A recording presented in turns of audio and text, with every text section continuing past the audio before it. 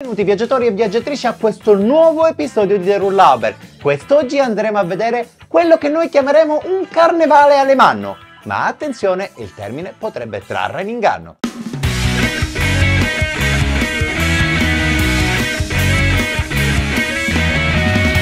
Per quanto noi in Italia siamo abituati ad utilizzare il termine carnevale, qui nel Baden-Württemberg non è del tutto corretto utilizzare questa parola per descrivere certe tradizioni. Qui infatti si deve correttamente parlare di Fastnet o Fasching. Le radici di questa tradizione risalgono all'antico medioevo, figlia di vecchie credenze pagane e popolari. Qui la popolazione non si veste in maniera bizzarra o festosa, in modo da divertire gli astanti, bensì va a prediligere delle maschere grottesche e terrificanti, fatte in legno intagliato e che spesso vengono tramandate da generazione in generazione. Il motivo di queste maschere mostruose è quello di dover esorcizzare il male. Letteralmente si parla di dover spaventare il male in modo che stia alla larga dalla città. Diavoli, streghe e altre personalità grottesche prese dalle storie folcloristiche della zona, tutti là schierati per terrorizzare gli spiriti maligni. Questa antica tradizione è tanto importante e radicata nella popolazione che nel 2014 è entrata addirittura a far parte del patrimonio culturale immateriale dell'UNESCO, riconoscendo l'indiscusso prestigio di questa genuina esperienza alemanna. Tanti sono i paesi che partecipano a questa tradizione e ognuno di questi ha le proprie caratteristiche, ma ciò che certamente rimane immutato sono l'utilizzo delle stesse maschere, che non cambiano mai negli anni. È come se da noi in Italia ci fosse sempre una sfilata di Arlecchino, Pulcinella o Colombina.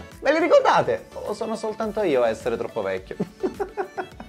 Qui a Tubinga, per quanto non sia uno dei Fastnet più rinomati, sarà possibile comunque vivere un'interessante esperienza nella prima domenica di Carnevale. Per 3 ore la città viene messa completamente un po' a soqquadro da 80 corporazioni con migliaia di partecipanti che si vestono di tutto punto e sfilano lungo tutto un percorso prestabilito alla città. Queste corporazioni fanno scherzi, suonano strumenti e regalano caramelle ai bambini. Al prezzo immotivato, a mio avviso comunque, di 4 euro sarà quindi possibile vivere questa simpatica esperienza. I tedeschi, per quanto hanno la nomine di essere persone serie, dedite al dovere, trovano sempre un buon motivo per lasciare, come dire, i freni inibitori ed essere un po' sopra le righe. E questa esperienza è proprio uno di questi momenti. In città, infatti, sarà quindi possibile poter bere delle birre, glühwein e mangiare qualcosa, insomma, un modo per poter partecipare e stare appunto insieme. Si tratta di una vera e propria festa per famiglie